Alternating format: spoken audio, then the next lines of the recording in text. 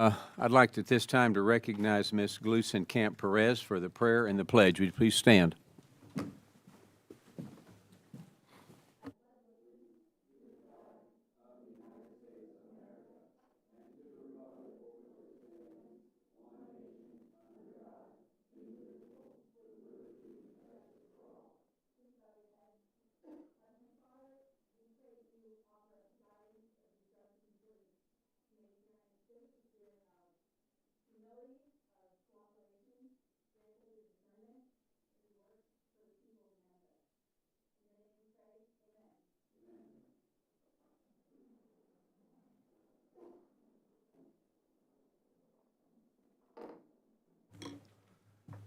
Good morning, everyone, and I now call the Committee on Small Business to order. Without objection, the Chair is authorized to declare a recess of the committee at any time. The committee is here today to hear testimony from Mr. Patrick Kelly, the U.S. Small Business Administration's Associate Administrator of the Office of Capital Access. Thank you for being here today, sir. And now I recognize myself for my opening statement. I want to welcome everybody here today to today's hearing, which will focus on the much-needed oversight of the Small Business Administration and their proposed changes to the 7A loan program. The SBA administers several programs to support small business that encourage lenders to provide loans to Main Street who might not otherwise be able to obtain financing. Their flagship 7A loan program offers government-guaranteed loans to eligible small businesses for short and long-term capital needs. The SBA is in the process of finalizing two rules that will represent the most significant changes to the program in decades. Well, there are many more troubling aspects of these rules. The most problematic, in my opinion, are the changes to the underwriting standards, which simultaneously allowing more fintech companies to become 7A lenders. The SBA is throwing away the 9 prospective elements of underwriting that lenders have been using for decades to determine if a borrower is eligible for a government-backed loan. Instead, lenders will now be able to use whatever lending criteria they see fit, considering that taxpayers will go and be the ones on the hook if a significant portion of those loans go bad. We should not be loosening the criteria for lenders to give loans. Additionally, these rules reverse the moratorium on licensing new small business lending companies, better known as SBA LCs. The moratorium was initially put in place in the 1980s because the SBA recognized that they were not capable of being the primary federal regulator of these entities. Given the unacceptable levels of fraud that occurred in the SBA's pandemic programs, I have serious concerns that the agency is not up to the task of tacking on more responsibility. I'm not alone in raising these concerns about the SBA's capabilities. Last month, when the SBA's Inspector General testified before this committee, he noted the significant challenges that the agency will face in managing the increased loan volume going forward, as well as the significant shortages of staff within the department charged with overseeing SBLCs. There are serious concerns that these changes to the program will be detrimental to taxpayers and small businesses alike. If more loans start to default, the fees to the program are going to have to be raised, or the agency will come to Congress to ask for more taxpayer dollars to make up for the shortcomings.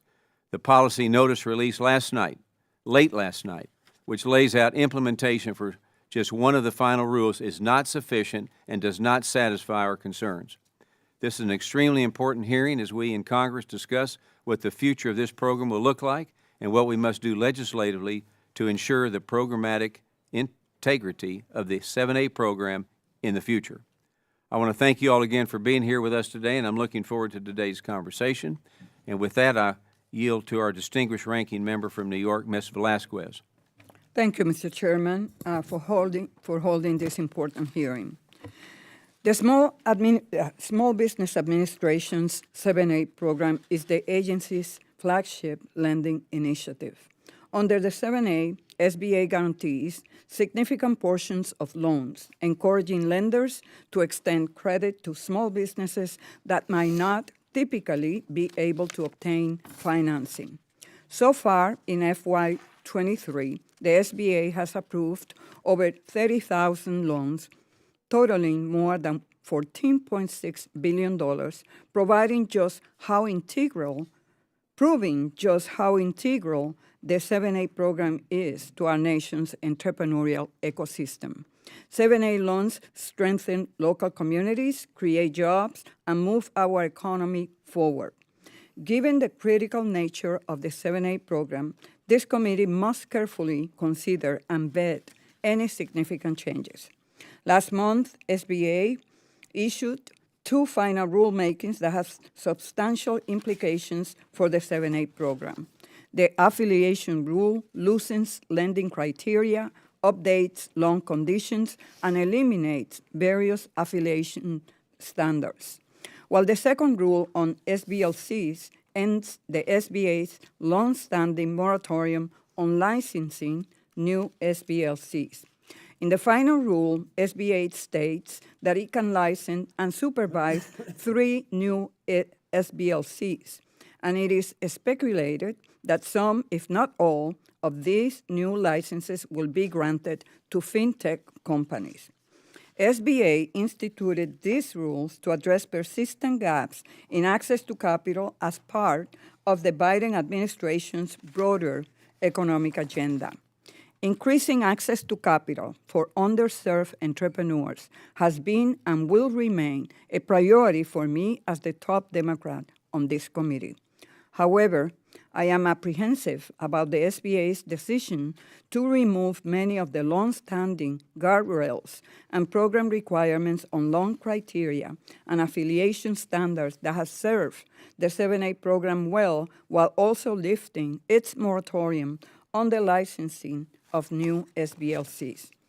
I am especially concerned by the possibility of new SBLC licenses being granted to non-federally regulated fintechs with no experience in 7A program lending. Researchers have highlighted that fintechs facilitated most of the significant fraud associated with the Paycheck Protection Program.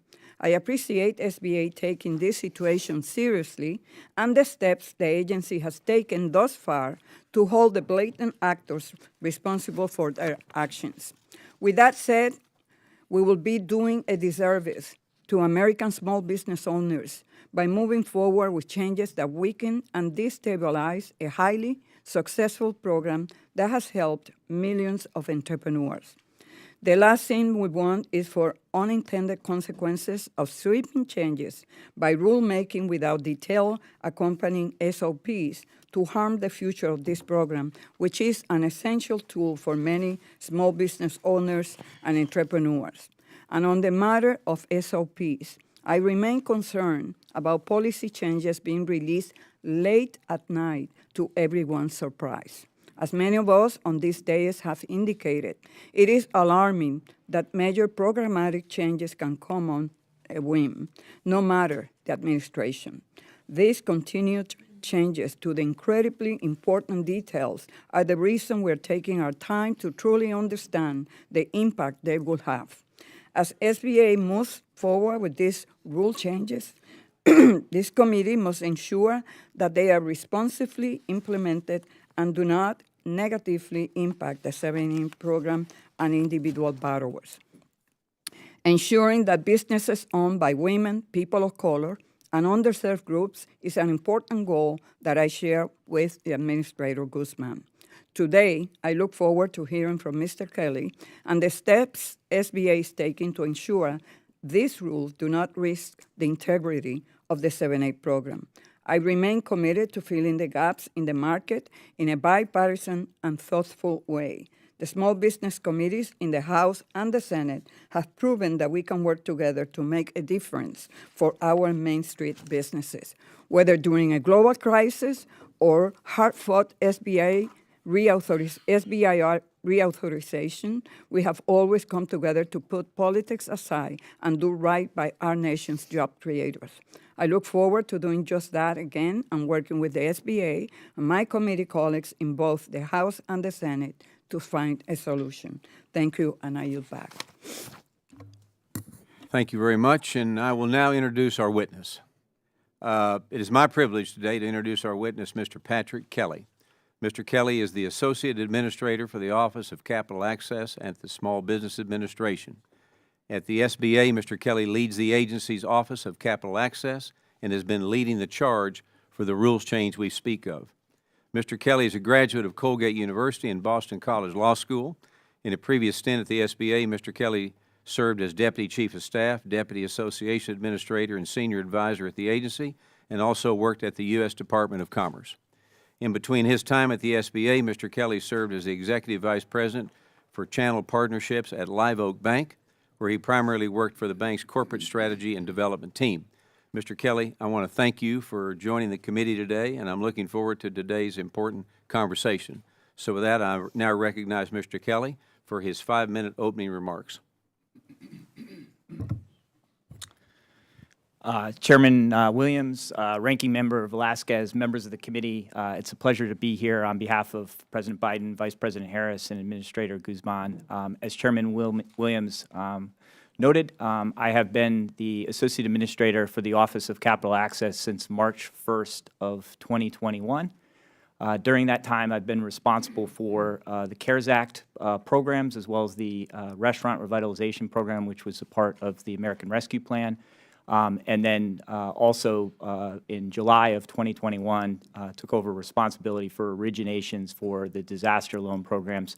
Historically, the Office of Capital Access has always overseen the post-close servicing of those assets.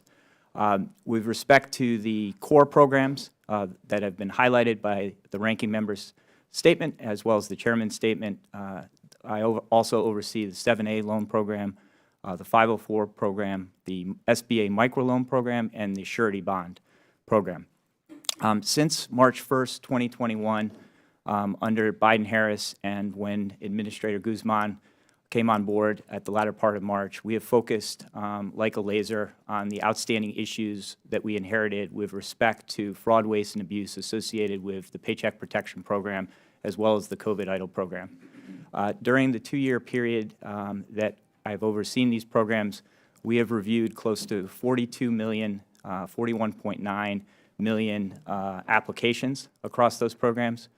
We have approved across those programs 21 million applications for close to $1.2 trillion. We have identified 6.7 million suspicious loans. We've done that through automatic screenings as well as data analytics or supervised learning tools that the GAO and the Inspector General have highlighted are best practice with respect to identifying suspicious activity. There have been close to 3.8 million human-led reviews, which have resulted in referrals to the Office of the Inspector General, and we estimate that 1 million loans that were dispersed across the PPP program and the COVID EIDL program represent $41 billion of total fraud on dispersed. The estimated number of fraud prevented is north of $100 billion. And there was $500 billion that was never allowed to be moved forward as an application through the automated screening. In the coming days, the Administrator Guzman will be releasing a white paper report detailing all of this, as well as the detailed steps, the automated screening, the supervised learning model that we deployed, as well as the human-led reviews and the referrals to the Office of the Inspector General. President Biden's budget lays out a request for $100 million for the Office of the Inspector General. As a result of this, they currently have processed 776 indictments. They have testified before this committee to be working on 500 open case files. But certainly the numbers that we have referred, that the SBA has referred to the Office of the Inspector General, the so-called bad guys that we believe they should go after, need resources. With respect to the lessons learned from this and how we will handle the issues and concerns that were highlighted by Chairman Williams and Ranking Member Velasquez's opening remarks, we will be moving forward as we did for Phase 3 of the Paycheck Protection Program and as we did for the Restaurant Revitalization Program with a regulatory compliance and fraud framework, pre-E-Tran authorization, and that process will validate not only know your customer or fraud issues like OFAC and other issues, but it will also identify alerts and flags with respect to eligibility. The core of eligibility is a for-profit company domiciled in the U.S., an operating company considered small by SBA size requirements with no character issues and legal resident status. All of those indicators were vetted in the restaurant revitalization program, and it's important to understand that we did not need to make the trade-off in 2020 between speed and certainty. We were able to stand up a program in 30 days, post-passage, disperse $28.6 billion to 101,000 restaurant and related entities, and we were able to do that with certainty that there would not be fraud or ineligible folks. So I look forward to taking questions, and I appreciate the opportunity to address any concerns. Thank you. Thank you. Now, we will now move to the member questions under the 5-minute rule. We need direct answers, not long answers. If you would do that for us, please. Yes. Now, I recognize myself for 5 minutes. Last week, the White House put out their small business scorecard that states the SBA saw a record volume of lending in fiscal year 2022. This includes $43 billion in capital approved for small businesses across SBA products and an increase in small loans under $150,000 in the SBA's 7A loan program. Now, this is the opposite of everything that the SBA has been saying to justify these rule changes, and different than what you told your staff or our staffs regarding the need to bring more lenders into the program. So my first question, Mr. Kelly, is so who isn't being truthful, the SBA or the White House? Neither is not being truthful. What we have stated is that over a 5-year period, there is a 40% or 50% decline in the number of loans in dollars lent under 150,000. So what we're reporting in those numbers is a year-over-year increase. So since the Biden-Harris administration took over, and as Ranking Member Velasquez referenced, prioritized making small dollar loans an issue, we've seen improvements in year over year. Okay. There is still a stark decline in the access of capital for the loans under 150,000.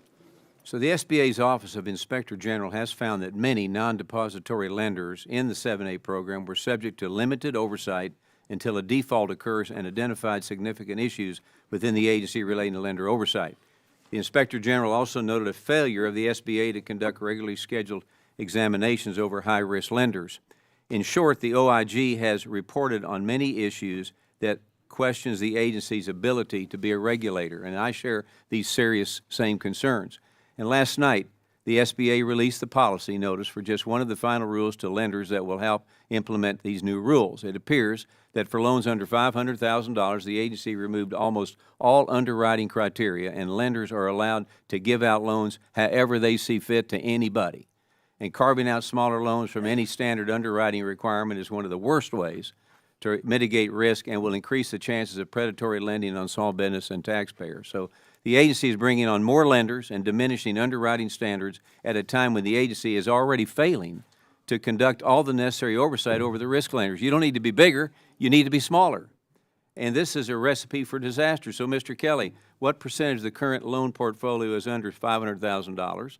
And how will the SBA monitor the many different underwriting models that will be used by the lenders since you took away the uniform standard?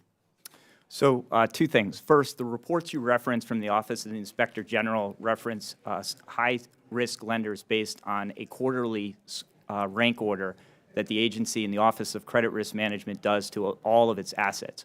We rank each outstanding loan as high risk, medium risk, and low risk, and then based on the percentage of a lender's portfolio, we schedule supervised oversight as a result. That report does not single out a type of lender. It speaks to all lenders, and the overwhelming majority of lenders that the IG has reviewed in its sample set are in fact regulated entities, banks and credit unions. So that's number one. Number two, with respect to the underwriting standards, since 2004 and under a Republican Congress and under President Bush, the program SBA Express has existed. And for 20 out of 23 years, when you compare a term loan originated by those lenders under that program versus a term loan with the standard 7A referencing the 9 criteria that were previously enumerated in the reg, the term loans with the standard consistent with your similarly sized non-SBA policy has outperformed in terms of default rate and loss rate. So what I would say to Chairman Williams, and I think we can all agree, is that letting the marketplace lenders and removing red tape has demonstrated in that program, which was originally a pilot program that a Republican administration started. In addition, a Republican administration expanded that exact same criteria to Patriot Express for veteran-owned loans and Community Express to attack the very same problem that was identified under Bush, which is the dearth of small dollar loans going to sole proprietors. The rough order of magnitude of loans under 50,000 in terms of units is somewhere between 40 to 45% annually, and 60% of those units have been originated in the SBA Express program because that standard allows the lenders to follow their credit and collateral policies, and it has performed better. Okay. In a letter to my Senate colleague sent you in March, you stated that the SBA has the same standards as all the other federal regulators related to the Bank Secrecy Act and the other Know Your Customer and Anti-Money Laundering requirements. Now, I've been told this simply isn't true. So I would like you to set very quickly the record straight. Can you confirm that the SBA does in fact require all SBLCs to comply with the BSA and KYC regulations?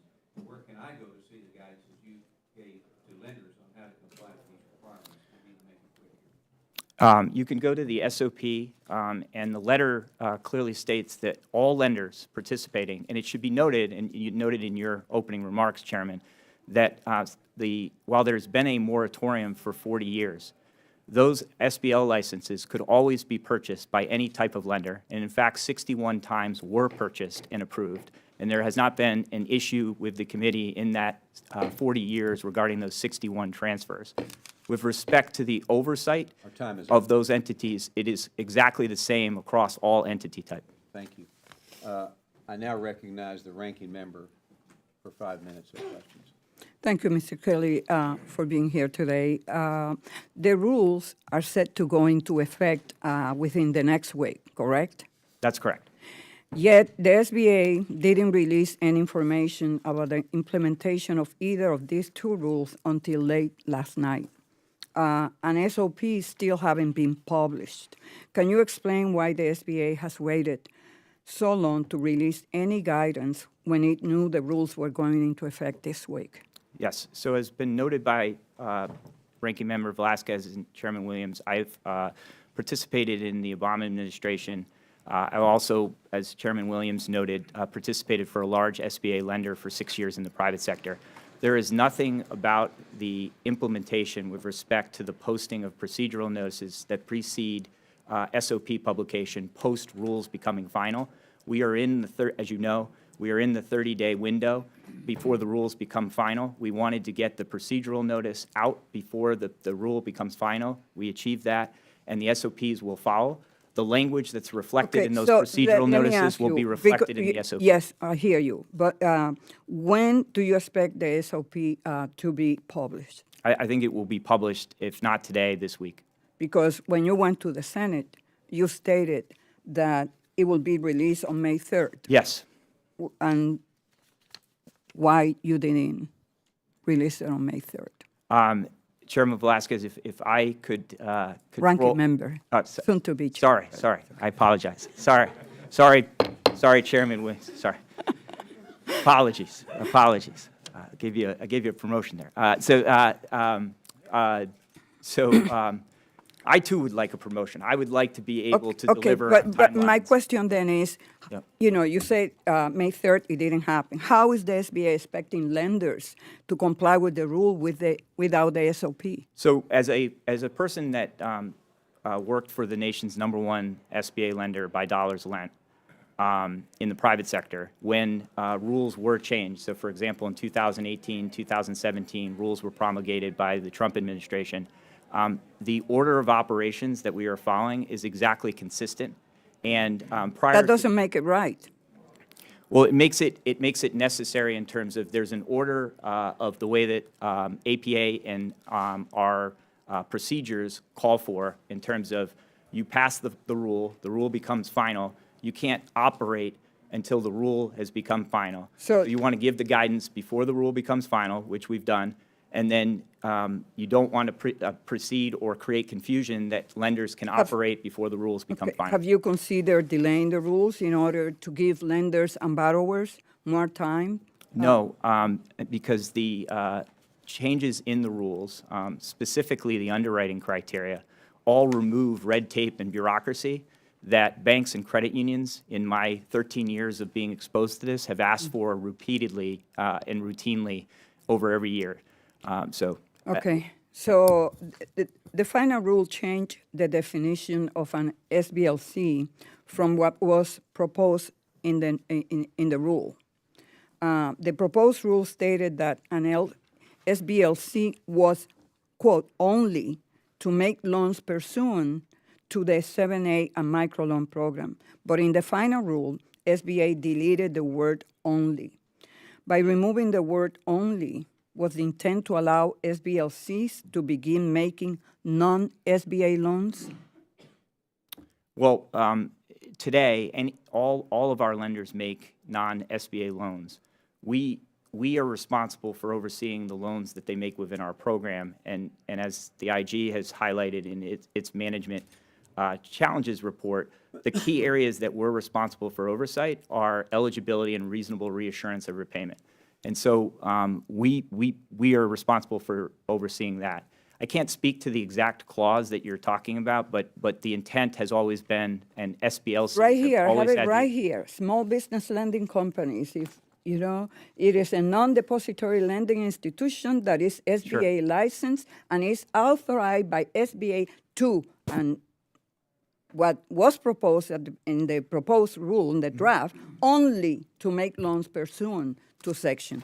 The word only was deleted. My question to you is, if SBLCs were to begin issuing both SBA-backed loans and non-SBA loans, are you concerned that these lenders will prioritize their private issuances over their SBA portfolio, defeating our goal to increase access to capital for the smaller loans? Yes. So and feel free to engage with lenders on this point, but one of the things that happens today is non-bank lenders or competitors make loans that are subordinate to senior debt or SBA loans today. So it is the case today that small business owners seeking working capital seek out additional capital if they can get it. With respect to the issue that you're speaking to, we dealt with this issue, for example, in the Community Advantage program, where a Community Advantage lender, a CDFI, was originating loans on an interim basis and then refining them into the Community Advantage loan program. What I don't understand is, why do you make the deletion? Why do you delete only? Yes, I'm happy to follow up with your staff because while I my am a time has lawyer, expired. I have to take a look at the actual citations that you're citing. Yep. All right, thank you. I now recognize the members for 5 minutes. I first recognize Mr. Lukemeyer from Missouri for 5 minutes. Thank you, Mr. Chairman. Welcome, Mr. Kelly. When you opened your remarks, you said you're here representing the President and Vice President of the United States. Have you spoken to them recently? No, I am a political appointee, and so I work at the pleasure of the. But you're representing them, you said. Of course. Okay. Do you talk to the White House administration Yes. at all about the program? Yes. Do you know if Ms. Guzman ever talks to the White House? Yes. Does she talk to the President? Yes, she was with the President last Monday. Well, that's a first, because I can tell you, we've asked that question multiple times of her in this committee, and we never get an answer from us. That may be the first time she's ever met with him, as far as we know. Publicly attended event in the Rose Garden for Was it about small business issues? It was for National Small Business Week, yes, and it was Okay. celebrating the nation's. Well, I hope small she talked businesses. about some of his programs and how they're She did. negatively affecting the small business community, because that, to me, is what needs to be done. Okay, Mr. Kelly, how many people are at the SBA? I think In the office here in D.C.?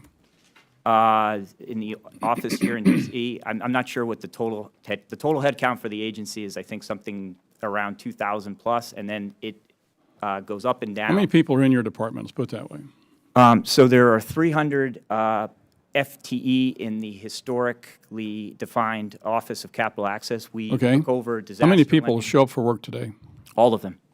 in this building, in your SBA building? How many of them show up today? I don't have a head count of who showed up physically today. As you know. Are and they you're all sure what- required to show up to work every day? Yes, I'm they're not talking about off campus being qualified to work. I'm talking about physically being in your office. They are complying with what they've been asked to do. As That's civil not what I servants. asked. I'm sorry, that's not I what I asked. understand that, but I that's asked how you I'm a answering the question question. of whether they're actually showing up in the office Yes, that you work in I every day. I understand your question, and civil servants are complying with what they're asked to do. No, that's They not- serve you're not- on you're not behalf of the answering my public, question. and they are responsible to comply. Okay, so they're not with what showing they're up asked at for. your office is what you're saying? Because They are doing their job So- as they were required by their position descriptions and as their okay, supervisors. so you're telling me that they're not, which Well, it's no that different goes than any to of the the point. private sector entities that are doing I'm not talking exactly about the private same sector, thing. Mr. Kell. I'm talking about your office Mm-hmm. that you're in charge of. The people are not showing up personally to sit at a desk in your office building Mm-hmm. to do their work. You're allowing them to do it from home, which that's fine if you want to do that. But the next question is, whenever you have, well, in 2019, the Inspector General claimed that the Office of Credit Risk Management failed to perform effective oversight over the OCRM, only conducted 108 of its planned 358 reviews of high-risk lenders. COVID-19 only exacerbated this issue as oversight staffing levels decreased by an additional 38%. Despite this, the SBA has lifted the SBLC moratorium, allowing for more non-depository entities who are purely regulated by SBA rather than federal regulators to enter the market. So it goes to the point that the Inspector General said you need more oversight, and you have less people to do it, and they're not even at their office to do it themselves. This is a problem. It is a big problem. So, I guess the rationale is, how do you expect to get anything done whenever you don't have anybody in the office? Well, judging by the fact that the agency supported $1.2 trillion of lending and grant activity over a 2-year period where the entire agency was teleworking, I think we've demonstrated that we will do our Well, job. thanks to the banks and credit unions that were able to put that all out, which goes back to the point I was wanting to make here a little bit ago. You talked about, I think, $1.2 billion that went out the door, which was great. And you talked about 1 million applications. I think it was $41 billion in fraud. Yep. What percentage of that is idle versus PPP?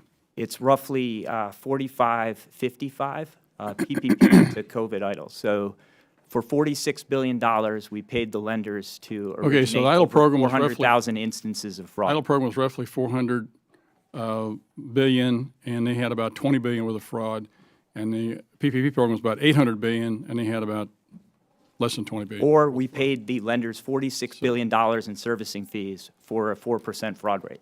So it goes to the point, though, that the PPP program was highly successful, and most of the fraud, according to the IG report, was in the fintech folks. That's not what the IG report. Mr. Ware was sitting in that seat did not say that. not a month ago, and that's Did what not he say said. that. So it's hard for you to dispute that, sir. It is easy to dispute. So You the can go to problem, the the transcript. problem is that you're trying to make up your own set of facts, which am not. are not verified by the Inspector General report. So again, whenever you go back to the compliance of KYC, BSA, how do you get the fintech companies to be able to comply with that? Because this is where the problem is. This is where, and now you're expanding to the fintech companies. It really begs the question of, do you know what the hell you're doing? Because it's putting the fox in charge of the hen house again. You're allowing the very people who are the problem children to be involved in the program and continue to do things without any oversight. This is crazy. It's not. And as I mentioned in my opening statement, and as we demonstrated in the restaurant revitalization program, as well as phase 3 of PPP, we have and will place in front of E-Tran authorization our fraud Were analytics. those sort of oversight principles in place during the PPP program? Yes. And they were not adhered to? They were and not This is in why place. the fraud was They were not in place during 2020 under the Trump administration. They were Next in up. place under the Biden-Harris administration. Time's Yes. expired. So we put fraud controls in Your place. time has expired. I now recognize Mr. McGarvey from Kentucky for 5 minutes. Thank you, Mr. Chairman. Mr. Kelly, thank you for being here today and for providing insight into the SBA's intentions with these proposed rules. I know a lot of small businesses wouldn't be where they are today without the SBA's support, including from the 7A program. It's critical that we have 7A remain an effective program so that small businesses have this, particularly minority-owned businesses, businesses that would struggle without access to capital. Under the affiliation rule, the SBA is eliminating standardized underwriting requirements for loan issuance and replacing them with a system that considers lending criteria like a borrower's credit score and history and their business's earnings and cash flow. Under the policy notice that we released late last night and kind of surprised everybody here on the committee, the SBA is now clarifying that loans over $500,000 still have some semblance of underwriting requirements. It still seems as if the SBA is requiring the bare minimum of prudent lending standards, even though the procedural notice from last night indicates underwriting standards apply to larger loans.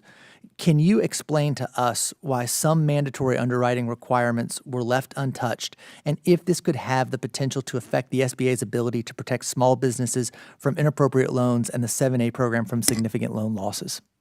Yes. So as I mentioned in my opening statement, the criteria for underwriting and collateral for loans under $500,000 has been used historically since 2004 and before that in a pilot program. So we can look at the default and loss rate history for, and incidentally, 5 out of 10, in some cases 6 out of 10 loans each fiscal year from 2004 to 2023 were originated with that criteria. So we have performed subsidy calculations and managed to zero subsidy in nearly all of those years, with the exceptions of the Great Recession and a few exceptions during the Trump administration, to zero subsidy. So we don't have to guess whether or not that criteria works or what its impact will be, because we can look at the last 23 years of its performance. But I appreciate that, but at the same time, as it's removing standard underwriting requirements, the SBA is lifting the SBLC moratorium. And I think that potentially that's opening the program to non-federally regulated lenders through the SBLC rule. So do you think the combination of these two rules could create a loan evaluation environment where federally regulated lenders that have stricter requirements will be forced to compete with non-federally regulated lenders not subject to the same underwriting requirements? No, because the 2004 SBA Express pilot program was created with advisory under the Bush administration with banks for banks. And it is the banks that have historically used that. So the top 25 depository institutions have credit scored loans in the SBA Express program, the Community Express program, the Patriot Express program for years. Credit scoring is used by every bank on the consumer side, and it is used to a varying degree depending on loan size in the commercial sector. This is not a new development.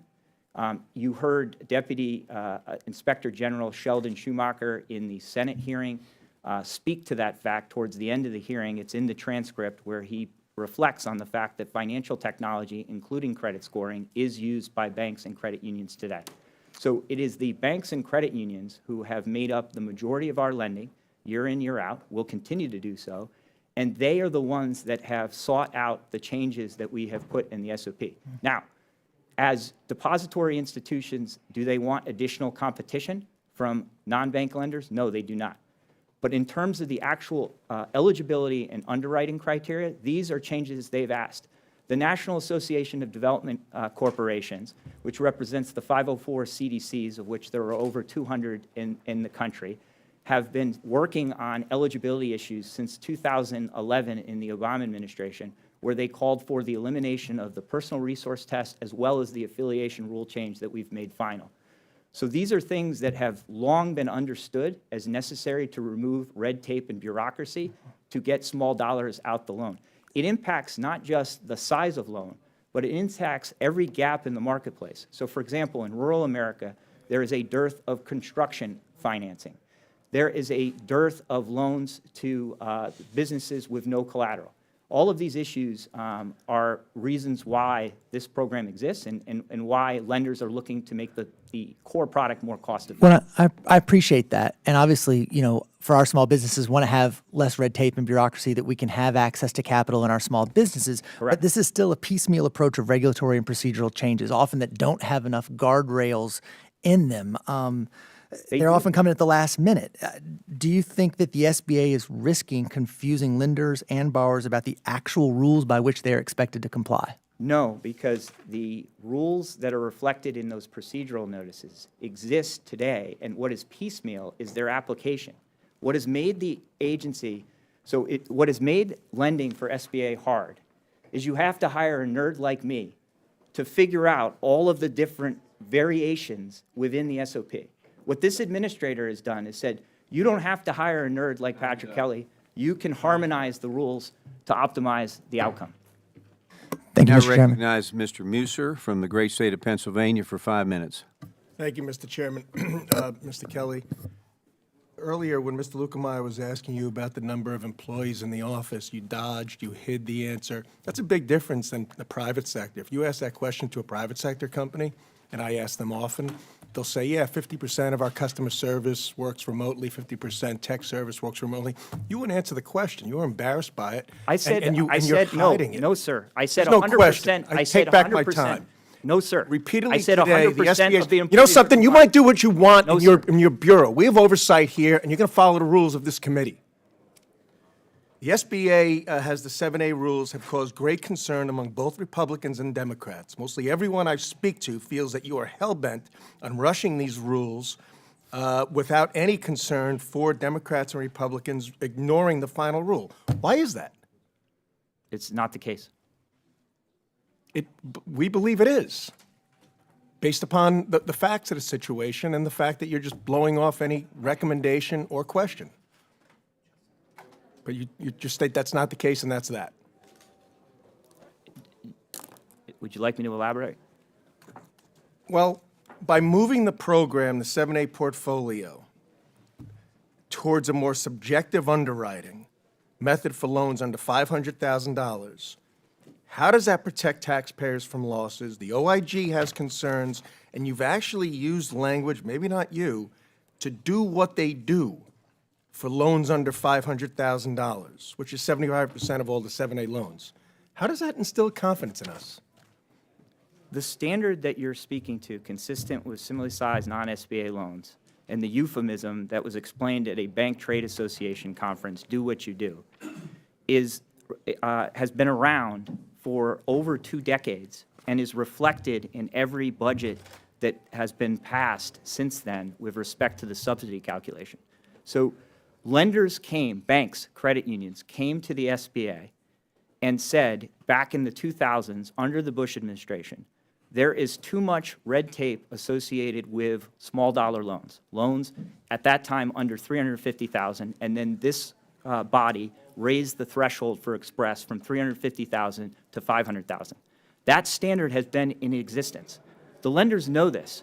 I understand that they are upset about 3 additional non-depository institutions potentially becoming SBA SBLCs, and they have equated that with fintech, and that's why we are discussing the concerns, which are legitimate.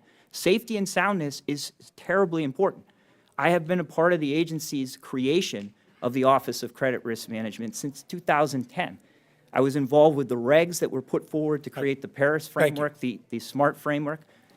On April 20th, we sent you a letter. Chairman Williams, Vice Chair Lukemeyer, Chairwoman Van Dyne, myself, about the ability for the SBA to handle this, these new responsibilities and related to the concerns of IG Ware.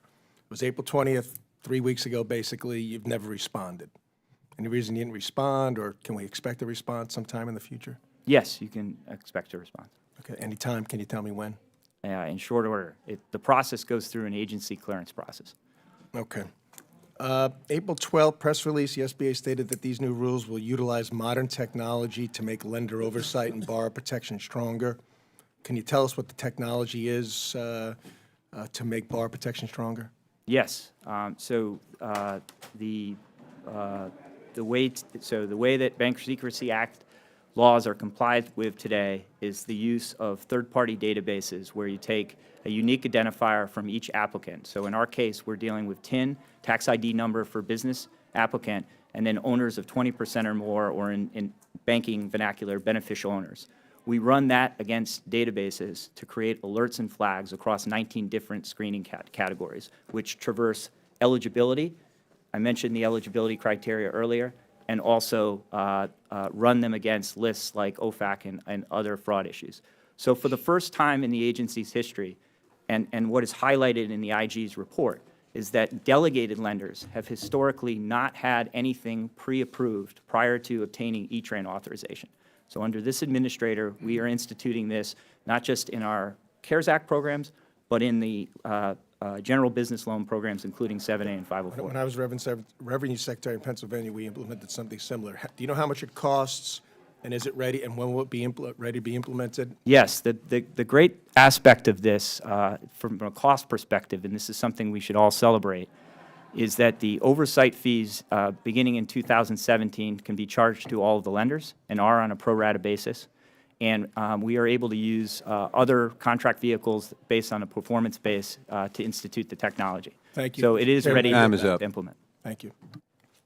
Thank you. Next, I recognize Ms. Chu from the great state of California for 5 minutes. Associate Administrator Kelly, I want to thank you and Administrator Guzman for partnering with me to provide a disaster declaration for my community of Monterey Park, California, in the aftermath of the tragic mass shooting in January that took the lives of 11 people. The eligibility for these disaster loans will truly help our small businesses surrounding that shooting site tremendously, so thank you for that. I also want to thank you and the administrator for your focus on increasing lending in underserved communities and for your partnership in making the new Community Advantage SBLC program as effective as possible for lenders and small businesses. I was pleased to see in SBA's recent notice on May 1st that the Community Advantage SBLC will indeed be required to make 60% of the loans in underserved markets, as in the current Community Advantage program. I also want to thank you for clarifying in the notice what loan loss reserve requirements these lenders will face, and for modeling these requirements after legislation that I introduced last Congress. These loan loss reserve requirements will ensure that these small nonprofit lenders who've been making Community Advantage loans for more than 5 years will have greater flexibility and more capital to do even more lending. However, the May 1st notice does not address the capital requirements and oversight fees that the new Community Advantage SBLCs can expect. The current Community Advantage pilot program lenders do not have capital requirements, which is important because these are small nonprofit lenders with far less cash on hand than larger financial institutions like banks. Regular SBLCs currently have a capital requirement of $5 million, which would be extremely prohibitive if applied to these mission lenders. Additionally, the regular SBLCs face much higher oversight fees than current CA pilot program lenders and would again be cost prohibitive if applied to the new Community Advantage SBLCs. The lack of clarity on these questions is especially concerning because the final rule goes into effect on Friday. We've heard that that a standard operating procedure is forthcoming and will cover these details, but can you confirm that the upcoming SOP will clarify that the oversight fees and capitalization requirements within the Community Advantage SBLC program are to remain unchanged from what Community Advantage pilot program lenders currently face? Yes, and with respect to capital requirements, as you mentioned, there's a capital requirement threshold for for-profit SBLCs. The capital requirement for the Community Advantage pilot program had historically been applied not on a balance sheet, but on a per-loan basis because of the issues that you highlight for the nonprofit lenders. It had historically been 10%. Based on your bill and Chairman Cardin's bill and working with the community, the threshold has been established at 5% with a sliding scale for trailing portfolio performance that's good over 36% to come over 36 months to come down. So there is no ambiguity. The capital requirement has always been applied through the loan loss reserve on the individual loan in the Community Advantage program. That's what the procedural notice lays out. For the entire pilot program, community advantage lenders, like all lenders, SBLC, credit unions, banks, CDCs, all lenders, are subject to oversight, and and oversight is charged on a pro rata basis. So the reason that the community advantage lenders do not pay as much oversight as, for example, Live Oak Bank would have paid is because in 12 years, they've together, all 100-plus entities have originated 7,000 loans or $1 billion, whereas, for example, Live Oak does close to $2 billion in one fiscal year. So what will continue is on a pro rata basis, we will apply oversight to all lenders. Well, the most important question is, will that be in the SOP? Yes, it's in the SOP today. That is how a community advantage lender oversight has been applied. I know there's been confusion Yeah. created in the marketplace by a single voice, but I can assure you they have always been charged a pro rata basis and will continue. And that is true for all lenders. And then the high fees. There is a question of the other SBLC lenders having high fees, and then the Community Advantage Program lenders can't hardly afford that. So I'm not sure what that reference is, but let me see if I can just clarify. So fees for charged to borrowers are universally applied across all lenders, and interest rates are capped and universal to all lenders. So that was true. What historically was true in Community Advantage Pilot, sorry.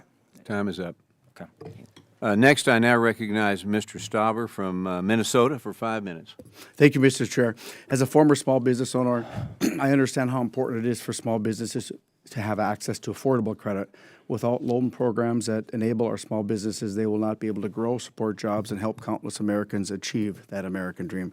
The Small Business Administration's loan programs, including the 7A loan program, have been a huge success, in my opinion, and an important tool to small businesses across our great nation. Like many of my colleagues here today, however, I am troubled by the rules that were finalized last month by the Biden administration addressing the 7A program. While I support allowing flexibility for our small businesses and lending institutions, we must ensure necessary guardrails are in place to protect this program. I've heard from 7A lenders and businesses in my district, including community banks and local credit unions, that are worried that these rules will jeopardize the future of the 7A program. Mr. Kelly, annually, about how many investigations or reviews did the SBA conduct into high-risk lenders? I think it's in the order of magnitude, depending on the fiscal year, of 300, 400. Okay. The SBA's Inspector General reported that the SBA failed to conduct 108 of the 358 planned reviews of high-risk lenders in the fiscal year 2020. That's a third of the high-risk lenders that the SBA missed. Under the new rules, the SBA will be lifting the moratorium on new licenses it grants for small business lending companies. With the lifting of this moratorium, what do you estimate will be the increase in new loan activity? So I do want to clarify something that's been mentioned regarding the IG report. What the IG report speaks to is that there's levels of supervisory review, Yeah. on-site, off-site. And so what it references is that those reviews were conducted. They were just conducted at a different level of review in terms of procedure. So I just want to clarify that. Second thing that I want to speak to with respect to the estimate. So the estimate was included in the proposed rule and the final rule. And so at cruise altitude, typical SBLCs contribute about 450 loans per fiscal year. For example, we have 3 SBLCs today that are in the top 10 of SBA lending. And as I've mentioned, these licenses have changed hands over the last 40 years 61 times. And the agency has been responsible for approving who becomes an SBLC. So we review their safety and soundness, their portfolio performance, and if we do not want to grant a license, we have the discretion not to do so. Do you think the SBA has the capacity right now to do the oversight? Yes. Okay. Do you believe lenders and financial institutions need to have proper regulatory oversight in order to protect consumers? Yes or no? Yes. Do you believe the Small Business Administration has the capacity, expertise, or bandwidth to be the sole regulator of any financial institution? Yes, and what I'd like to clarify on that point, because it's important, the use case for what we oversee is loan assets. And it's a simpler use case to stand in than it is for OCC or FDIC. Because, for example, with FDIC or OCC, they have first-order problems that they need to address. Let's say the loan portfolio, commercial real estate, is underperforming. They have second-order concerns, which is the depositors. So if a bank goes under, are we going to honor deposits? Then they have third-order, which is the impact of that in the local marketplace. We have shown throughout the SBA's history that if a lender comes and goes and dissolves, we can transfer the book of assets to another SBA lender, and it does not create the disruption or the need for intervention on the part of the federal government. So those loan portfolios can be transferred. They're conforming assets, which means they're easy to underwrite from a diligence perspective. We have a rank order of the quality of the credit profile on a quarterly basis, and as a result, a willing buyer will take that asset portfolio. So if we decide that someone is not participating in lending as we do on a quarterly basis through the Loan Oversight Committee, we can remove their delegated authority. Okay. The Director of OCRM can suspend them at her complete discretion for up to 2 years, pending an investigation, and we can ultimately debar the lender from participation. Thank you for that explanation. At the end of the day, I have two main concerns. First, the SBA's track record in protecting against fraud, most recently during our PPP, leads me to conclude that the SBA does not have the capacity to carry out its oversight role over an expanded 7A program, let alone act as a chief regulator of any financial institution. Secondly, I'm deeply concerned that local community banks and credit unions in northern Minnesota will have more oversight, scrutiny, and regulation put on them than the Silicon Valley fintech startups.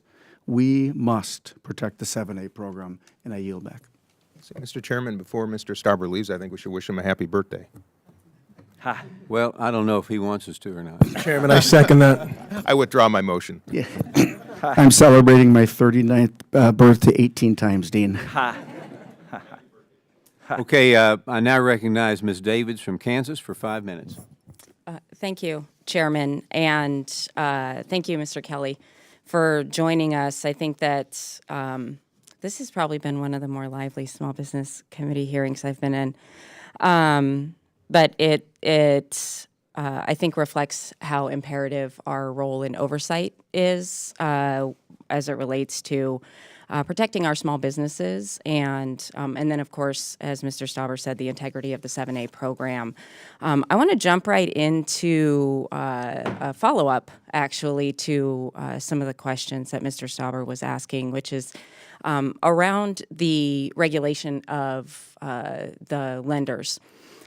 Can you share a bit about where you believe the SBA's statutory authority comes from to examine the what would normally be the core requirements of a lending institution or depository institution that has the variety of assets that you were describing earlier, whether it's capital requirements, liquidity, risk management. Can you share where you believe the statutory authority comes from for SBA to be able to do that? Yes, under the Trump administration, there was a law passed with the Republican Congress outlining and detailing the role and responsibility of the Office of Credit Risk Management, located in the Office of Capital Access, to do all of those things, which has historically been understood to be authorized under our administration of the program from the Small Business Act, Section 7A, which requires that we determine reasonable reassurance of repayment and eligibility for the program.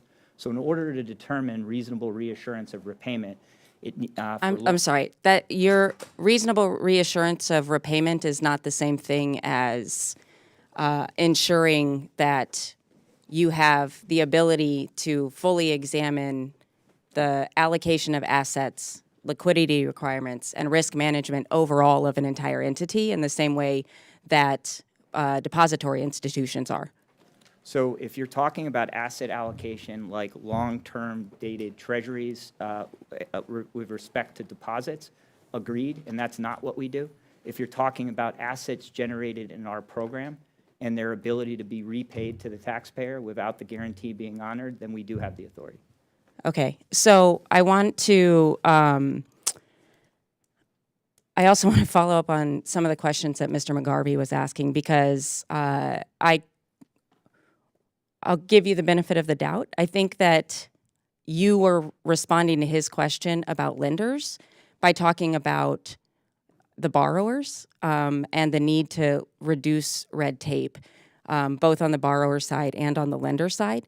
Could you expand a bit on what you mean when you talk about the reduction of red tape? Because the request for less red tape from lenders isn't the same thing as opening up the program for additional lenders that are not being regulated or overseen in the same way that depository institutions are. And I just want to make sure that I'm fully understanding your response. And real quick, because I have a feeling you'll use the rest of the time, when it turns red, if you could just stop and make sure that it wouldn't be more appropriate to follow up with a written response to the question, you might find that the rest of the hearing will go a little bit smoother. Agreed, and I want to apologize to Mr. Muser for my Irish coming up, and I understand that we will be able to answer questions as we normally do. So I am passionate about defending civil servants and the role that they've played in the pandemic, so I apologize. With respect to your question about lenders, so what I'm describing, and this is, I guess, important, and I hope to leave you all here, where we're in agreement, is that for time immemorial, the subsidy calculation has incorporated the underwriting and collateral criteria. And all that we have done is harmonized across a standard 7A small loan with an SBA Express term loan. That standard that more lenders have used historically every fiscal year. And so if the object of the exercise is to engage, for example, the 4,500 community banks more meaningfully. So it's been reported that 83% of those same 4,500 community banks did not make a single 7A loan in the 2 previous fiscal years prior to 2020 Paycheck Protection Program.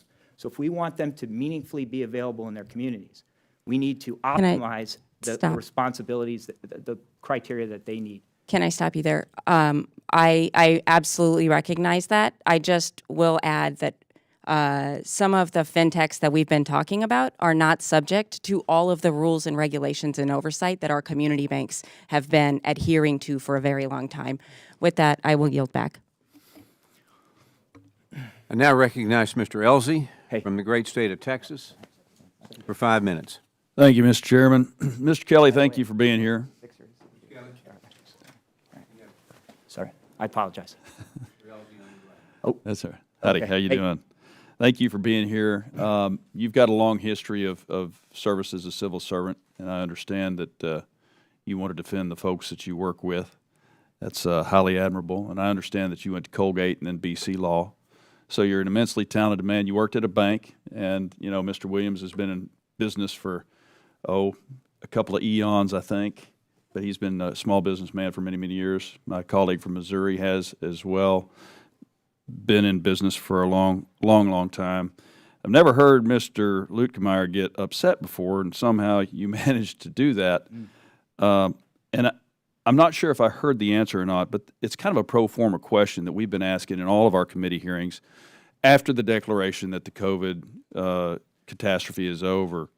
How many folks are going to work? Because it doesn't matter the committee that we're on. You look across the street and at a government building, and there's generally not a whole lot of people there, and the parking lots are empty. And I think that goes directly to the service that the taxpayers who are paying for these services are receiving, and oftentimes, and it doesn't really matter the agency that it's in. And you've got your rice bowl that you're worried about, not worried about any others. It doesn't matter if we ask DHS, HHS, or anybody else. We ask how many people are at work, because Mr. Williams can't run a car dealership if half of his people aren't showing up. They can't work remotely, and I don't think people get a good service if folks aren't showing up to work. So when that question comes up, just understand it's not aimed at you or anybody else, but the question as the oversight authority for all of these agencies, as the funding authority as Congress is for all of these agencies. The simple question is, how many folks are at work? And it may be a different answer. You're clearly a talented attorney. maybe the question is, what's the policy on how many people get to show up? I'll let you answer the question, but my policy is I have to show up at work. We're not doing remote anymore. I don't think any of the other agencies in our government should be remote anymore because we're seeing a declination of service to the taxpayer. So you have the floor now. What's the policy on how many people have to show up to work? Yeah, so the policy is you have to show, so I understand that we disagree with what I'm about to characterize, but you have to show up to work. So every single federal employee has to show up to work. As far as telework, and telework policy, Chairman Williams mentioned that I worked at the Department of Commerce at the U.S. Patent and Trademark Office. That is a distributed workforce as well and has long had a telework policy in place in processing trademarks and patents. We have a distributed workforce. Folks show up to district offices, loan production centers, as well as headquarters. And the policy today is that for each 2-week, biweekly period, you physically need to come into the office 3 days out of that period. And so, for example, I worked at a bank that Chairman Williams suggested, and we did something unconventionally where we did not have branches. Most banks have branches across the country. We chose not to use branches, which is a physical presence in a physical footprint, to lend money. And that has served Live Oak as a comparative advantage in terms of its cost structure to become the nation's #1 small business lender. So there are many different approaches to performing and optimizing how you deliver your service and your products. And so, so what I'm arguing on behalf of the civil servants is that they are working hard. I can attest to you. And as has probably been demonstrated and as you reflected, I do, expect that people perform as well as myself. Well, DC law is a good law school. It's a simple question, though. It really is. Virtual presence is actual absence. When you're a civil servant, you need to be at the office because otherwise you can't be supervised properly. I don't care what business it is. I know some airlines, I'll call a customer service line and I'll hear dogs barking in the back and know they're not at work and I'm not getting good service. I think it's expected by the taxpayer that civil servants be exempted from a private company. They are not like a private company. A private company can do whatever it wants. Civil servants need to be showing up to work. So is there a percentage in your policy that says how many people have to be at work every day? Does it exist or not? 100% of policy without supervisor approval of leave of absence, scheduled vacations, sick days, et cetera, have to show up to work. And there is a telework policy in place, which I've explained the contours of. All right. And you need to comply with that. Okay. Well, I'm almost out of time, so I'm not going to get the answer. But folks need to be showing up in the office at work. We're seeing across the government an inability to effectively accomplish the job on the part of the taxpayer. But I thank you for your time, and I yield back. Thank you. I now recognize Ms. Glutzen-Camp Perez from State of Washington for 5 minutes. Thank you, Mr. Kelly, for joining us here today. As a former small business owner who successfully applied for a 504 loan, I know that small business owners want streamlining when it comes to SBA programs. We do not have time to waste reading SBA regs. As part of the new SBA affiliation rule, the rule removes the detailed list of factors that the SBA currently utilizes when determining whether a loan applicant is creditworthy. Could you speak to the intent behind this rule? Yes, it did not. So the thing I'd like to clarify too is affiliation is used in two purposes in underwriting a loan, historically at the SBA. And in the conventional commercial market, affiliation is used solely for reasonable reassurance of repayment. So the impact of any affiliates to cash flow, okay? In our programs today, tomorrow, and forever, the impact of an affiliate to cash flow remains and will continue to be the responsibility of lenders to look at. With respect to eligibility, which is a uniquely government requirement, that the business be a small business based on SBA size requirements. Historically, the agency took the position, which we believe was a red tape bureaucratic position, which is the business needs to be independently owned and operated, and it chose to construe independently owned and independently operated as two separate clauses, as opposed to, say, a non-severable clause like cruel and unusual punishment.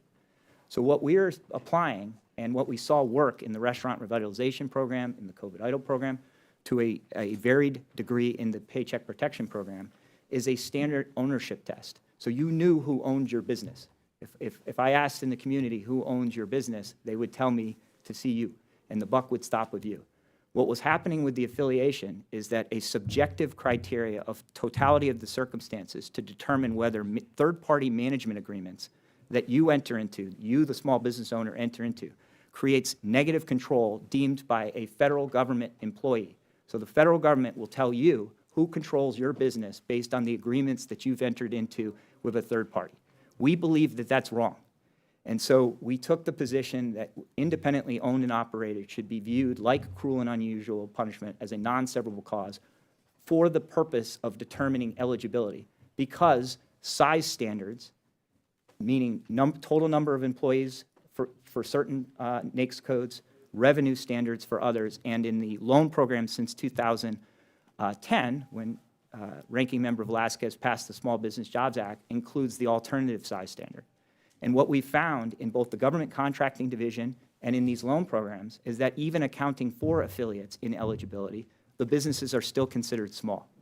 So if the definition of removing red tape and bureaucracy is to remove that, that's what we're doing. But with respect to whether or not we will get paid back as taxpayers, the requirement for affiliate analysis remains as it always has been. Thank you. Mr. Kelly, when a small business owner is denied a loan, they can request reconsideration. The affiliation rule expands the list of people who can consider the reconsideration request and make a final decision to include the designee of the Director of the Office of Financial Assistance and the SBA Administrator. Are there guardrails in place to ensure that these changes will not subject the reconsideration process to political influence? Yes, but I think what we should understand is that that rule was exactly responding to public concerns on the part of both lenders and borrowers, that the process, by requiring it go all the way to the top of the house each time, led to delays. And so this gives us the discretion to let the folks who, we've talked a great deal about, the civil servants at work, to make those decisions based on their experience. So you get a faster response. But in terms of the process, there's second look processes, to the extent that people are trying to influence things. There's, as you all know, anonymous hotlines for tips to the IG and so forth, and those are all, functioning. Sorry, so could you describe those guardrails a little bit more in detail? Yeah, so the process is outlined. So, for example, when the IG talks about its risk management challenges for anything, it starts with, are there identified roles of who's responsible? What steps have to take place? Did those steps take place? And was there a second look process to ensure that there isn't the discretion of a single individual? And those processes are outlined in the SOP, the roles, the how, and then the second look aspects of it. Okay, thank you. Mr. Chairman, I yield back.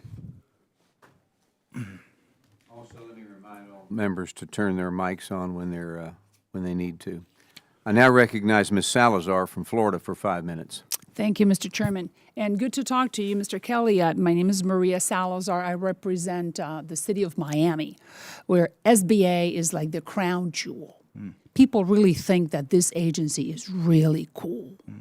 And ever since I got to the committee 2 years ago, my first term, I had the honor of taking Administrator Guzman to my district. I'm not sure if you're aware of that trip.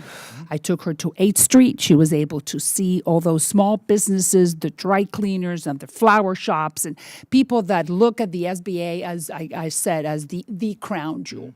You said that you are a political appointee, so that means that you know what the private sector looks like and how it works. And you said that you are a nerd. So nerds in the private sector usually do well, meaning that they can make a good name for themselves. So I just want to share a couple of ideas and then ask you 3 questions. We are very disappointed with the SBA. And we're trying to figure out how we can make this agency better for the average American small business owner. So I'm going to ask you a couple of questions, and I want you to answer me as if I were that, let's say, Indian American who wants to set up this dry cleaners and he needs a small little help from the SBA because, that's the American dream. And he tells you, look, I have called 10 times. The online service doesn't really work. I have uploaded my information 7 times. Every time I call, I talk to somebody else. And it's very difficult for me, the Indian American, wanting to set up this dry cleaners to get to the finish line and get the money. You're telling me, and for the information we have, is that now the SBA has 30% less personnel. When I spoke with Administrator Guzman, she told me that she was going to improve the online services, the people, the operators, the people on the other side, that it was going to be streamlined and that service was going to look beautifully. My question to you is this. Tell me one thing that you're proud of in this last 12 months that you and Administrator Guzman have established and instituted to help this Indian American to get his loan so he can open up that dry cleaners. In simple terms. Yes. So first, I just want, for your use case, because I assume it's a constituent, that constituent should find a different lender, because if they are having, we work through third-party lending intermediaries. So if you are seeking a small business loan in either the 7A or the 504 program, and you are having those issues that you've described, there are plenty of banks and credit unions across the state of Florida, I'm sure in the city of Miami, and certainly nationally, that they should go to. But sometimes they don't want to touch that person, and that person needs to go straight to the federal government, the SBA. That's what we're there for. Yes. So let's suppose that he doesn't want to be touched because it's too small. We have to provide a good service, and we are not. So go back. So do you agree with the fact that the agency that you are helping to run is not providing the service that the average small business owner deserves? Yes or no? So are you recommending that the Office of Capital Access at SBA take advantage of the authority we are afforded under the Small Business Act, Section 7A, to do direct loans as a final chance credit not available elsewhere? Sometimes that is the last resort that person has. Okay. So in order to do, the agency has not done direct loans in its 7A program or general business. But I'm talking about what you're proud of when I'm saying, what is it that you have in the last 12 months, along with Mrs. Guzman, established in order to redress some of the problems that I just mentioned, which are endemic? Yes. So what we would be proud of is the rules that we have talked at great detail in this conference, because to the extent that the use case you're describing is struggling with their bank or credit union or non-depository lender and having that terrible experience that you described, we want to take off the sidelines more credit unions and banks. So, for example, credit unions are thousands of depository institutions across this country. So, but when, I'm sorry, I'm interrupting. So you're telling me that when they're going through your online system, when they're going through your computer system, when they are going through your staff, that's what I'm trying to clarify. The way that the program is set up, there's a waterfall under Section 7A of the Small Business Act, which says that you should seek a conventional loan first. If you're not able to seek credit not available elsewhere, you can go to a participating lender for a loan guarantee. And so we work through that lending intermediary. All of the interactions, all of the online, the call center that you're describing, is the experience is governed by the individual lender. If we were to use our authority for direct lending, which we have under Section 7A, Your then time we is would up. be able to we will get back provide to that. you on that because Thank that you. is not my experience. Thank you. I now recognize Ms. Schulten from the great state of Michigan for 5 minutes. Thank you, Mr. Chair, and thank you, Mr. Kelly. Hillary Skolton from Michigan's 3rd Congressional District. Wonderful small businesses throughout the region. I think that the theme of today is oversight and the importance of providing oversight to these nuanced rules. A lot of my questions and concerns have been covered here today, so I'm not going to repeat them, but do want to add my voice to those saying just how critical critical it will be for our committee to continue to provide the necessary oversight. I've heard from financial institutions again and again just how concerned they are about the implementation of these rules. My question for you is, the SBA has repeatedly said that these rules will increase small dollar loans and expand access to capital for underserved communities. Can you go more in depth on the success of the Community Advantage program and why the SBA chose to create this new type of SBLC? And what sort of was the genesis there? Thank you. Yeah, so if we build off of your colleague, Representative Salazar's example, where in that case, she was describing an Indian American dry cleaning small business seeking a small dollar loan amount and being frustrated by the third-party lenders, customer service experience, et cetera. We need a wider distribution channel so that that person doesn't have to rely solely on one lender. They can go to the entire marketplace.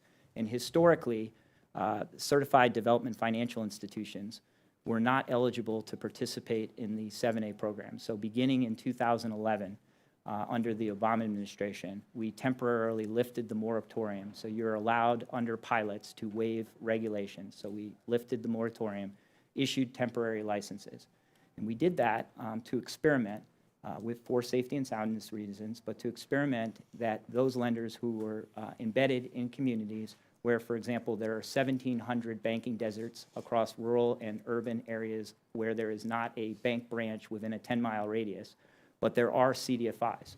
And so the theory was if we have a diverse array of distribution channels using the same core product that is ultimately beneficial to the lender and borrower. It's beneficial to the borrower because they get a fixed rate, they get a capped rate product in longer repayment terms with no prepayment penalties. That longer repayment period is good for the lender as well because it qualifies more loans. And then the backstop of the government guarantee in the secondary market helps them manage liquidity. So 7,000 loans have been made during that pilot for $1 billion. And the distribution for underserved, including rural, hub zone, veteran, small business, a startup in business less than 24 months, that criteria for underserved has been met, I think 60, 70% of the time. And incidentally, as was mentioned in the Senate hearing, our core product, whether it's a dollar loan or a $5 million loan, over-indexes in comparison to the commercial market to that same definition of underserved. But we've seen a gap for women-owned businesses who make up a sizable percentage of sole proprietors, and yet a single-digit percentage of loans received by through the SBA program. And it's in part because the census shows that those businesses are overwhelmingly sole proprietors, which means they're seeking very small dollar amounts, loans less than $150,000. And when you talk to a community advantage lender, you talk to a bank like JP Morgan Chase or TD or the large banks, and you ask them, why is there a disconnect? The disconnect is the cost effectiveness of being able to underwrite and close the loan. And so we have responded by addressing the red tape that they have identified so that they can make a more cost-effective offering, because we believe, and we take them at their word, that they will find these customers in their marketplace. And have the results been borne out? Well, yes, in terms of, so the Community Advantage program's results over-index in the underserved category, even in comparison to a high number. And then with respect to minorities and women, it performs better. So yes. Mm-hmm. Now recognize Mr. Crane from Arizona for 5 minutes. Mr. Kelly, thanks for joining us today. You probably don't know this, I'm a small business owner myself, so I definitely understand how tough it is to start a small business, pay employees, deal with an ever-changing economy. You know how I got my startup capital for my business, sir? I sold my motorcycle. Yeah. One of the best decisions I ever made. Sir, are you aware that Pew Research shows that 20% of the American people don't trust the federal government? I'm not. Okay. Well, yeah, they don't. And I think that if you pulled this cross-section of our citizens here today, you'd probably see something similar. Sir, are you aware, yes or no, does the American taxpayer fund the SBA? Yes. Okay. Does the American taxpayer, hold on a second. Does the American taxpayer fund your salary, sir? It does. Okay. Mine too, as well, right? Yes. All right. So, sir, Mr. Kelly, who's on the hook if these loans are defaulted on? So that's what I was going to explain with my exception. So with respect to supporting the loan programs, and this is a really cool thing for you and all of the folks that might be. Real quick, sir. Real Right. quick. My time's running. The fees and the collection from liquidated collateral creates a profit for the federal government that enables us to waive fees for the borrowers and lenders and not ask for appropriated dollars that score in order to support the 7A and 504 program. Hold on a second. All right. First of all, the federal government doesn't make a profit. I think most people here are smart enough to know that. Did you guys know how much debt, national debt, we're in right now? Anybody? Almost $32 trillion in national debt. Okay, so this government doesn't make a profit.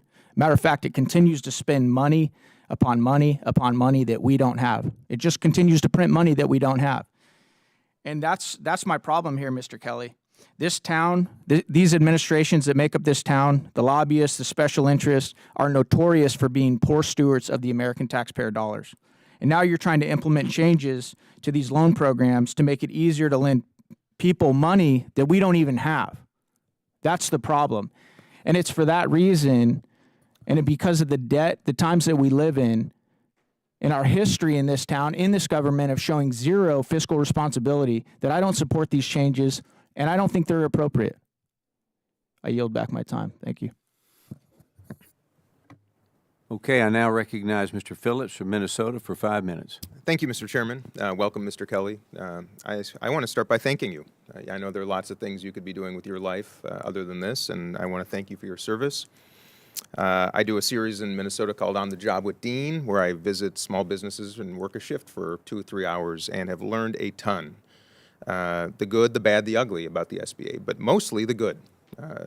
As a resource, as a provider of capital, and also mentorship, and I want to thank you for what you do. Just last week, I was in Eden Prairie, Minnesota, visiting the Asia Mall, which is a converted big box store, an extraordinary place.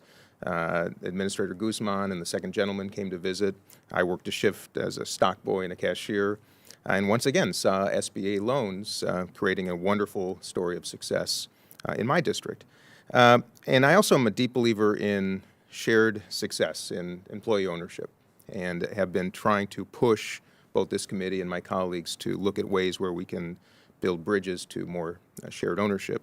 Our ranking member has a wonderful bill. I'll be introducing one next week as well, and I want to focus on that. I know some of the changes, or at least in the recent past, the 7A program has only financed about 5 employee ownership changes in control.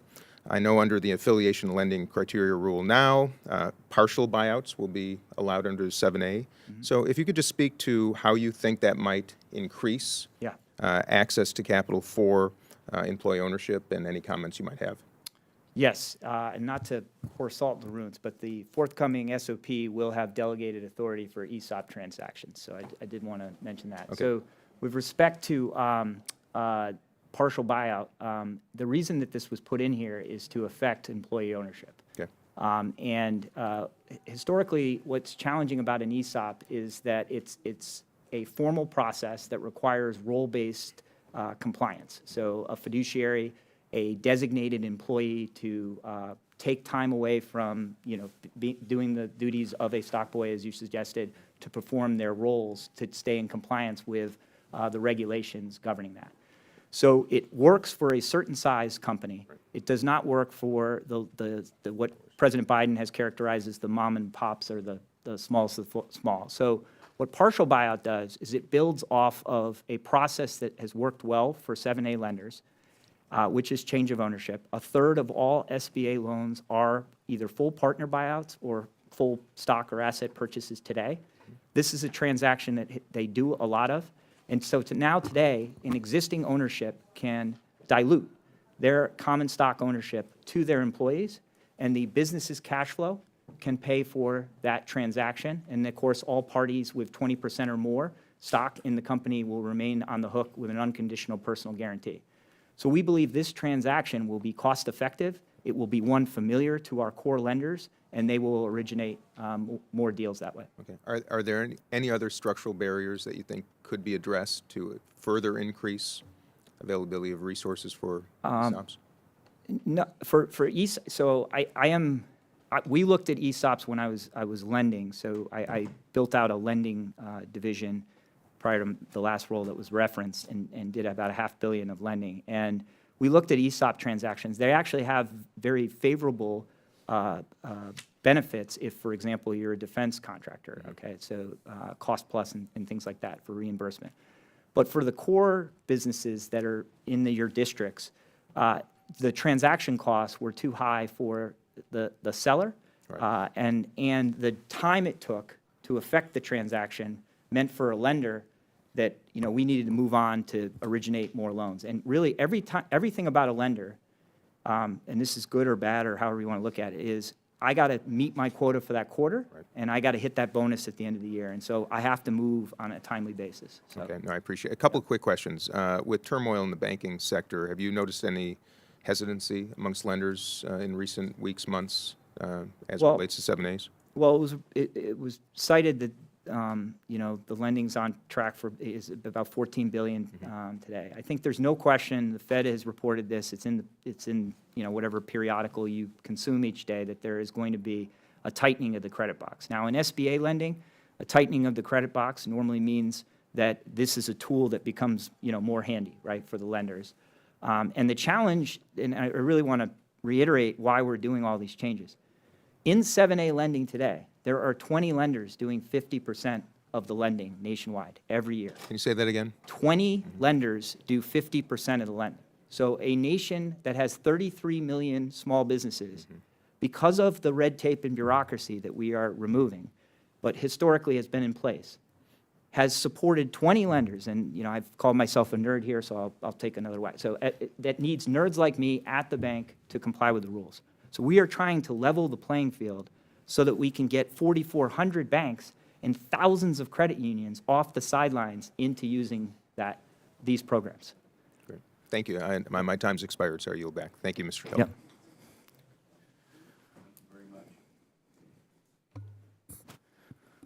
Okay, I'd like to thank our witnesses for your testimony today, for appearing before us today. I think you see this committee is bipartisan. We want the best service out of the SBA that we can get. Without objection, members have 5 legislative days to submit additional materials and written questions for the witnesses to the chair, which will be forwarded to the witnesses. I ask the witnesses to please respond promptly, and you've been asked to do that today. So if there's no further business without objection, the committee is adjourned.